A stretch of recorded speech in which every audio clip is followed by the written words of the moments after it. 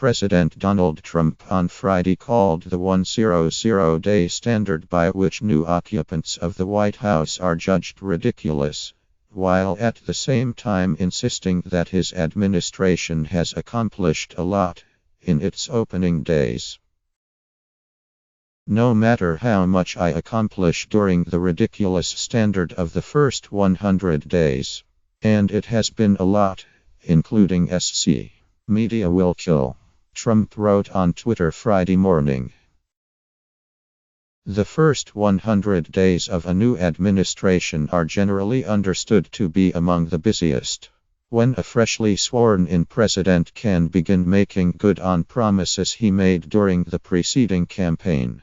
Presidents are often judged by how productive their first 100 days in office are, and Trump's has thus far been somewhat of a mixed bag.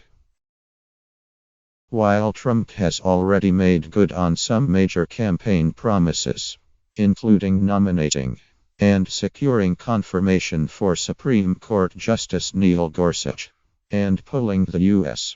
out of the Trans-Pacific Partnership trade deal, his presidency has mostly been marked by some high-profile failures.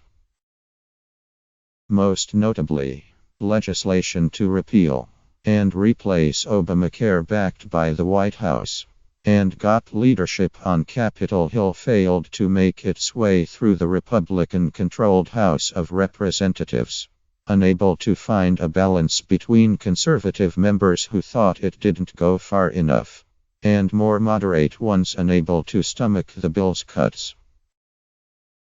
Eager to make good on the president's promise to quickly repeal and replace Obamacare before his 100th day in office, which is April 29, the White House this week began pressuring Congress to bring up repeal and replace legislation again, and pass it by the end of next week, even though it is unclear if such a bill would have more success than the last.